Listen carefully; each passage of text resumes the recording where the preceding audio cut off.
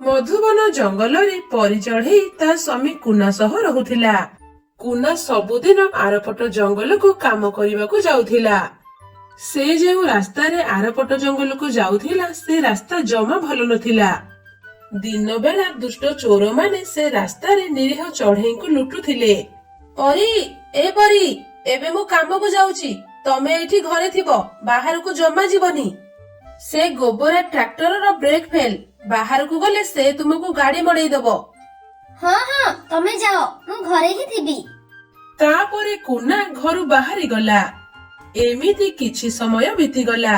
କିଛି ସମୟ ପରେ କୁନା କାମ ସାରି ଜଙ୍ଗଲ ବାଟ ଦେଇ ଘରକୁ ଫେରୁଥିଲା। ଠିକ୍ ସେହି ବାଟରେ ତାକୁ କିଛି ଚୋରମାନେ ଅଟକେଇ ଦେଲେ। ଏ ଚଢେଇ, ସେଇଠି ରହିଯା, ତୋ ପାଖରେ ଯାହା ସବୁ ଅଛି ବାହାର କରି ଆମକୁ ଦେ। ଚୋରମାନଙ୍କୁ ଦେଖି କୁନା ବହୁତ ଡରିଗଲା। ନା, ମୋ ପାଖରେ କିଛି ବି ନାହିଁ, ମତେ ଛାଡି ଦିଅ, ମୁଁ ମୋ ଘରକୁ ଯିବି।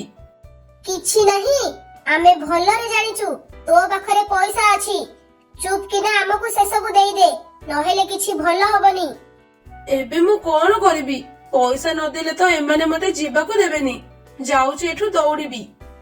କୁନା ସେମାନଙ୍କୁ ପଇସା ନ ଦେଇ ଦୌଡିବାକୁ ଲାଗିଲା। ହେଲେ ଚୋରମାନେ ତାକୁ ଧରି ଗୋଟେ ଛୁରୀ ତା ପେଟରେ ପୁରେଇ ଦେଲେ। ଦେଖୁ ଦେଖୁ କୁନା ସେଇଠି ମରିଗଲା। ତାପରେ ଚୋରମାନେ କୁନାଠୁ ସବୁ ପଇସା ନେଇଗଲେ। ଏ ସବୁ ଖବର ପରି ଚଢେଇ ପାଇଲା। ଏମିତି ଖବର ଶୁଣି ସେ କାନ୍ଦିବାକୁ ଲାଗିଲା, ଆଉ ବହୁତ ଦୁଃଖରେ ରହିଲା। ଏମିତି କିଛି ଦିନ ବିତିଗଲା। କିଛି ଦିନ ପରେ ପରି ଚଢେଇ ଗୋଟିଏ ଅଣ୍ଡା ଦେଲା। ଆଉ ସେଇ ଅଣ୍ଡାକୁ ଦେଖି ପରି ତା ସ୍ୱାମୀ କଥା ମନେ ପକେଇ ବହୁତ କାନ୍ଦିଲା। ଏମିତି ଆଉ କିଛି ଦିନ ପରେ ସେଇ ଅଣ୍ଡାରୁ ଛୁଆ ବାହାରିଲା। ପରି ତା ନାଁ ଖୁସି ଦେଲା। ଦିନ ବିତିବା ସହ ଖୁସି ବଡ ହେଲା। ଆରେ ମା ଖୁସି, ତୁ ଏବେ ବଡ ହେଇଗଲୁଣି। ମୁଁ କାଲି ଯାଇ ସ୍କୁଲରେ ତୋ ନାଁ ଲେଖିଦେଇ ଆସିବି। ତୁ କାଲିଠୁ ସ୍କୁଲ ଯିବୁ, ଆଉ ତୋର ନୂଆ ନୂଆ ସାଙ୍ଗ ବି ହେବେ। ତୁ ସେଠି ବହୁତ କଥା ଶିଖିବୁ। ସତରେ ମା, ମୁଁ କାଲିଠୁ ସ୍କୁଲକୁ ଯିବି। ମୁଁ କାଲିଠୁ ସ୍କୁଲ ଯିବି, ମୋର ବହୁତ ସାରା ସାଙ୍ଗ ହେବେ। ମତେ ତ ବହୁତ ଖୁସି ଲାଗୁଛି। ଏମିତି କହି ଖୁସି ବହୁତ ଖୁସି ହେଇଗଲା। ଏମିତି ସେ ଦିନ କଟିଲା। ଆଉ ପରଦିନ ସକାଳ ହେଲା। ସକାଳୁ ସକାଳୁ ପରି ଆଉ ଖୁସି ସ୍କୁଲ ଯିବା ପାଇଁ ବାହାରିଲେ। ଶୁଣ ଝିଅ, ସ୍କୁଲରେ କାହା ସହ କିଛି ବି ଝଗଡା କରିବୁନି। ଆଉ ତମ ସାରଙ୍କ କଥା ମନ ଦେଇ ଶୁଣିବୁ, ଆଉ ମନ ଦେଇ ପାଠ ପଢିବୁ। ଚାଲ ଏବେ ଯିବା। ତାପରେ ସେମାନେ ସ୍କୁଲକୁ ଗଲେ। ପରି ଖୁସିର ନାଁ ସ୍କୁଲରେ ଲେଖିଲା, ଆଉ ତାକୁ ସେଇଠି ଛାଡି ଘରକୁ ଆସିଲା। ଖୁସି ସ୍କୁଲରେ ପାଠ ପଢିଲା। ଏମିତି କିଛି ଦିନ ବିତିଗଲା। ଶୁଣ ପିଲାମାନେ, କାଲି ହେଉଛି ଜାନୁଆରୀ 26, ସାଧାରଣତନ୍ତ୍ର ଦିବସ। ସମସ୍ତଙ୍କ ଘରେ ଜାତୀୟ ପତାକା ଉଡିବ, ଆଉ ଆମ ସ୍କୁଲରେ ବି ଜାତୀୟ ପତାକା ଉତ୍ତୋଳନ ହବ। ତମେ ମାନେ ସମସ୍ତେ ସେଦିନ ଜାତୀୟ ପତାକା ଧରି ଆସିବ।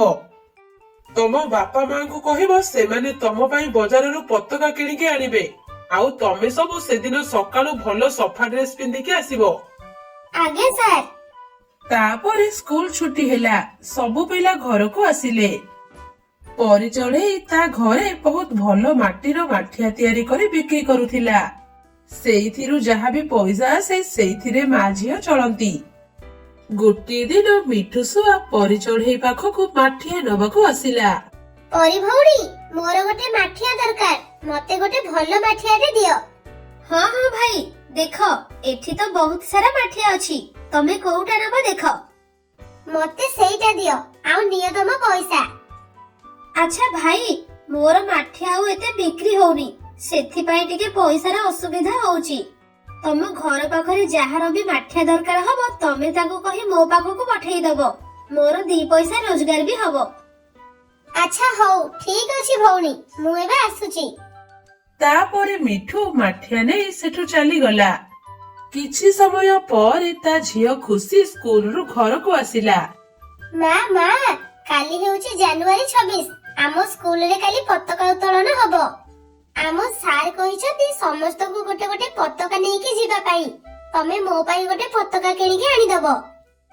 ହେଲେ ମା, ମୋ ପାଖରେ ଏତେ ପଇସା କାହିଁ ଯେ ମୁଁ ତୋ ପାଇଁ ବଜାରରୁ ପତାକା କିଣିକି ଆଣିବି? ମୋ ପାଖରେ ଯାହା ବି ପଇସା ଥିଲା ସେଥିରେ ମୁଁ ଘର ପାଇଁ ରୋଷେଇ ଜିନିଷ ନେଇ ଆସିଛି। ନା ନା, ମୁଁ କିଛି ଜାଣିନି। ଆମ ସାର୍ କହିଛନ୍ତି ପତାକା ଆଣିବାକୁ। ତମେ ଯୋଉଠି ବି ହଉ ମତେ ଆଣିକି ଦିଅ, ନହେଲେ ମୁଁ ଜମା ଖାଇବିନି। ଏମିତି ଅବୁଝା ହଅନି ମା, ତୁ ତ ଜାଣିଛୁ ଆମ ପାଖରେ ଏତେ ପଇସା ନାହିଁ। ଆମେ ଠିକ ସେ ଖାଇବାକୁ ବି ପାଉନେ। ଯଦି ମୋ ପାଖରେ ସତରେ ପଇସା ଥାନ୍ତା ମୁଁ ତୋ ପାଇଁ ନିଶ୍ଚୟ ପତାକା ଆଣିଥାନ୍ତି।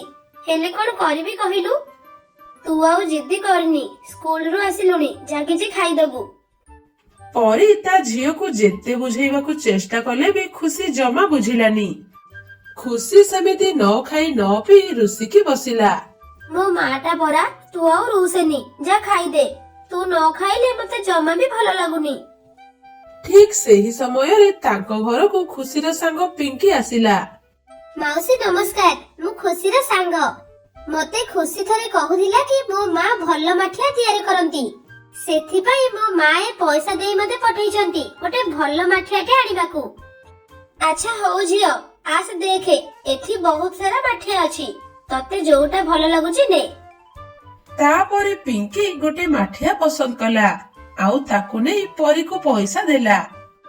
ସେଇ ପଇସାକୁ ଦେଖି ପରୀ ବହୁତ ଖୁସି ହେଇଗଲା ଆଉ ବଜାରକୁ ଯାଇ ତା ଝିଅ ପାଇଁ ଗୋଟେ ଜାତୀୟ ପତାକା କିଣିକି ଆଣିଲା। ଖୁସି ସେଇ ପତାକାକୁ ଦେଖି ବହୁତ ଖୁସି ହେଇଗଲା। ଯା ହଉ, ମୁଁ ମୋ ଝିଅ ପାଇଁ ପତାକା ନେଇ ଆସିଲି, ନହେଲେ ମୋ ଝିଅ ବହୁତ ଦୁଃଖରେ ରହିଥାନ୍ତା। ତା ପରଦିନ ସକାଳେ ସମସ୍ତେ ସ୍କୁଲକୁ ଗଲେ ଆଉ ସେଠି ପତାକା ଉତ୍ତୋଳନ କରି ସାଧାରଣତନ୍ତ୍ର ଦିବସ ପାଳନ କଲେ। ମଧୁବନ ଜଙ୍ଗଲରେ ସୋନୁ ଚଢେଇ ତା ସ୍ତ୍ରୀ ମିନୁ ଆଉ ତା ଝିଅ ପିଙ୍କି ସହ ରହୁଥିଲା। ସେମାନଙ୍କ ପାଖରେ ବେଶୀ ପଇସା ନଥିଲା, ହେଲେ ସେମାନେ ବହୁତ ଖୁସିରେ ରହୁଥିଲେ। ସୋନୁ ପାଖରେ ଗୋଟେ ଚାଷ ଜମି ଥିଲା। ସେ ସବୁଦିନ ସେଠିକି କାମ କରିବାକୁ ଯାଏ। ହେଇଟି, ଆଜି କଣ ବିଲକୁ ଯିବନି ନା କଣ? ହଁ ହଁ, ମୋର ଆଜି ଟିକେ ବଜାରକୁ ଯିବାର ଅଛି। ଏବେ ଯାଉଛି ବିଲକୁ, ଆସିଲେ ବଜାର ଯିବି। ତାପରେ ସୋନୁ ତା ବିଲ ଆଡକୁ ଗଲା। କିଛି ସମୟ କାମ କଲା ପରେ ସେ ବିଲରୁ ହିଁ ଫେରୁଥିଲା। ବାଟରେ ଦେଖିଲା ଗୋଟେ ହାତୀ ବେହୋସ ହୋଇ ପଡିଛି। ଆରେ ଏ କଣ? ଏଠି ତ ଗୋଟେ ହାତୀ ବେହୋସ ହୋଇ ପଡିଛି। ଲାଗୁଛି ୟାର ମୁଣ୍ଡ ବୁଲେଇକି ଏଠି ସେ ପଡି ଯାଇଛି। ଯାଉଛି ୟାକୁ ଟିକେ ପାଣି ଆଣିକି ଦେବି। ତାପରେ ସୋନୁ ପୋଖରୀରୁ କିଛି ପାଣି ଆଣି ସେ ହାତୀକୁ ଦେଲା। ଆଉ କିଛି ସମୟ ପରେ ସେ ହାତୀର ଚେତା ଫେରିଲା ଆଉ ସେ ଛିଡା ହେଇଗଲା। ତୁମକୁ ଅଶେଷ ଅଶେଷ ଧନ୍ୟବାଦ ଚଢେଇ। ତମେ ମତେ ଏବେ ପାଣି ଦେଲ ବୋଲି ମୁଁ ଉଠିକି ଛିଡା ହେଲି। ଆରେ ନା ନା, ଧନ୍ୟବାଦ ଦେବା କିଛି ଦରକାର ନାହିଁ। ତମେ ବେହୋସ ହୋଇ ପଡିଥିଲ, ସେଥିପାଇଁ ତୁମକୁ ମୁଁ ପାଣି ଆଣିକି ଦେଲି। ହଉ ଠିକ ଅଛି, ତମର ଏ ସାହାଯ୍ୟ ମୁଁ କେବେ ଭୁଲି ପାରିବିନି। ଏମିତି କଥା କହି ହାତୀ ସେଠାରୁ ଚାଲିଗଲା। ଏମିତି ଭାବରେ କିଛି ଦିନ ବିତିଗଲା।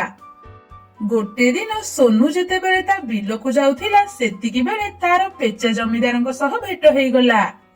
ଆଜ୍ଞା ଜମିଦାର ନମସ୍କାର, ଆପଣ ଏଠି? ହଁ ହଁ, ମୁଁ ଏଇ ବାଟ ଦେଇ ଯାଉଥିଲି, ହେଲେ ଦେଖିଲି ତୁ ତ ଜମିରେ ବହୁତ ଫସଲ ଲଗେଇଛୁ।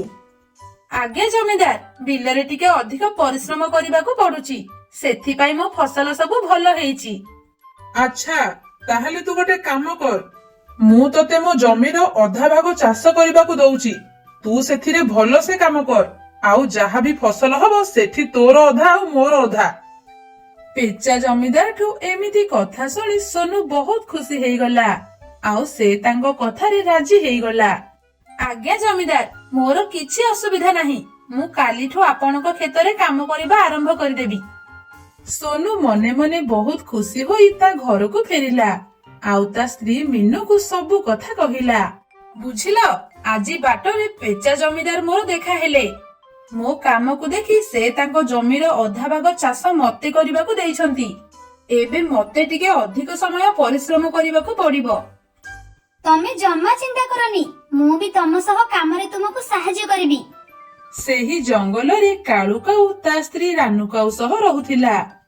ଆରେ ଜାଣିଛ, ପେଚା ଜମିଦାର ସୋନୁକୁ ତାଙ୍କ ଜମିର ଅଧା ଚାଷ କରିବା ପାଇଁ ଦେଇଛନ୍ତି। ସେମାନେ ଏବେ ସେଠି କାମ କରି ଆମଠୁ ବି ଅଧିକ ଧନୀ ହେଇଯିବେ।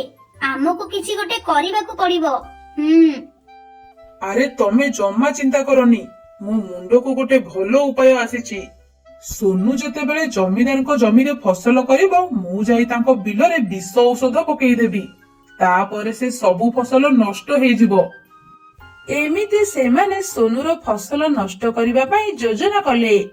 ଏମିତି କିଛି ଦିନ ବିତିଗଲା। ସୋନୁ ଆଉ ମିନୁ ମିଶି ଜମିରେ ବହୁତ ପରିଶ୍ରମ କଲେ। ଆଉ କିଛି ଦିନ ପରେ ଜମିରେ ବହୁତ ଭଲ ଫସଲ ହେଲା। ଗୋଟିଏ ଦିନ ରାତିରେ କାଳୁ ଆଉ ରାନୀ ଆସି ସେମାନଙ୍କ ଫସଲରେ ବିଷ ଔଷଧ ପକେଇଦେଲେ। ଆଉ ତା ପରଦିନ ସକାଳୁ ସବୁ ଫସଲ ନଷ୍ଟ ହେଇଗଲା। ସକାଳୁ ଯେତେବେଳେ ସୋନୁ ତା ବିଲକୁ ଆସିଲା ସେଠି ସେ ଦେଖିଲା ଯେ ସବୁ ଫସଲ ନଷ୍ଟ ହେଇଯାଇଛି। ହେ ଭଗବାନ, ଏସବୁ କଣ ହେଇଯାଇଛି? ମୋ ଫସଲ ସବୁ ନଷ୍ଟ କେମିତି ହେଲା? ଏବେ ମୁଁ କଣ କରିବି? ସୋନୁ ଏମିତି କଥା ଭାବି ପେଚା ଜମିଦାରଙ୍କ ପାଖକୁ ଗଲା। ଜମିଦାର, ଗୋଟେ ଅସୁବିଧା ହେଇଯାଇଛି। ମୁଁ ଯାହା ଆପଣଙ୍କ ଜମିରେ ଫସଲ କରିଥିଲି ସେସବୁ କିଏ ନଷ୍ଟ କରିଦେଇଛି। ଏବେ ମୁଁ କଣ କରିବି କିଛି ଜାଣିପାରୁନି। କଣ ହେଲା? ଫସଲ ସବୁ ନଷ୍ଟ ହେଇଯାଇଛି? ହେଲେ କେମିତି? ମୁଁ କିନ୍ତୁ ସେସବୁ କଥା କିଛି ଶୁଣିବିନି। ମତେ ମୋ ଫସଲର ଅଧା ଭାଗ ଦରକାର। ତୁ ଯୋଉଠୁ ବି ହଉ ମତେ ଭାଗ ଆଣିକି ଦେ, ନହେଲେ କିଛି ଠିକ ହବନି। ପେଚାଠୁ ଏମିତି କଥା ଶୁଣି ସୋନୁ ବହୁତ ଡରିଗଲା। ସେ ଆଉ ଘରକୁ ନ ଯାଇ ଗୋଟେ ଗଛ ତଳେ ମନ ଦୁଃଖରେ ବସିଥିଲା। ସେଇ ସମୟରେ ତା ପାଖକୁ ସେଇ ହାତୀ ଆସିଲା। ଆରେ ଚଢେଇ, ତମେ ଏଠି ମନ ଦୁଃଖରେ କାହିଁ ବସିଛ? କଣ ହେଇଛି ତମର? ତାପରେ ସୋନୁ ହାତୀକୁ ସବୁ କଥା କହିଲା। ଆଚ୍ଛା, ଏମିତି କଥା। ତମେ ଚିନ୍ତା କରନି, ମୋ ସହ ଚାଲ, ମୁଁ ତମକୁ ନିଶ୍ଚୟ ସାହାଯ୍ୟ କରିବି। ତାପରେ ସୋନୁ ହାତୀ ସହ ଜଙ୍ଗଲ ଭିତରକୁ ଗଲା। ସେମାନେ ଯାଇ ଗୋଟେ ଗୁମ୍ଫା ପାଖରେ ପହଞ୍ଚିଲେ। ଏ ଗୁମ୍ଫା ସାଧାରଣ ଗୁମ୍ଫା ନୁହେଁ, ଇଏ ହଉଛି ଗୋଟେ ଯାଦୁର ଗୁମ୍ଫା।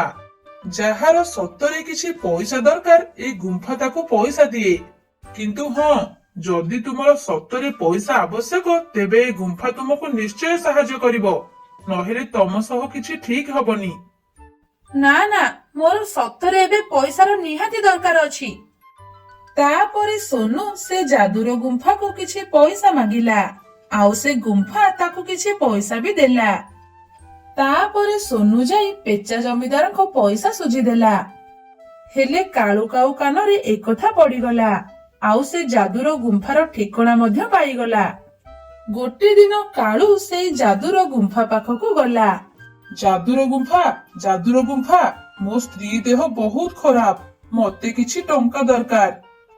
ତମେ ସତ କହୁଛ ତ? ହଁ, ମୁଁ ସତ କହୁଛି, ମତେ ସତରେ କିଛି ପଇସା ଦରକାର। ତାପରେ ସେ ଯାଦୁର ଗୁମ୍ଫା ତାକୁ କିଛି ପଇସା ଦେଲା। ଆଉ ସେ ପଇସା ଆଣି ଘରକୁ ଆସିଲା। ଆଉ ତା ସ୍ତ୍ରୀ ରାନୀକୁ ସବୁ କଥା କହିଲା। ଆରେ ବାଃ, ମାନିଗଲି ତମକୁ। ଏବେ ତମେ ଗୋଟେ କାମ କର, ତମେ ଏଇ ପଇସା ନେଇକି ଯାଅ, ବଜାରରୁ ଚିକେନ କିଣିକି ଆଣିବ। ତାପରେ କାଳୁ ବଜାରରୁ ଚିକେନ କିଣିକି ଆଣିଲା। ସେମାନେ ଯେମିତି ଖାଇ ବସିଛନ୍ତି ହଠାତ୍ ସେମାନଙ୍କ ଘରେ ନିଆଁ ଲାଗିଗଲା। ରାନୀ ଆଉ କାଳୁ ପୋଡି ହେଇ ମରିଗଲେ। ସାଙ୍ଗମାନେ, ଏ ଷ୍ଟୋରିଟି କେମିତି ହେଇଛି ଆମକୁ କମେଣ୍ଟ କରି ଜଣେଇବେ। ଆଉ ଏମିତି ଭିଡିଓ ଆଗକୁ ଦେଖିବା ପାଇଁ ଆମ ଚ୍ୟାନେଲକୁ ସବସ୍କ୍ରାଇବ କରିଦେବେ।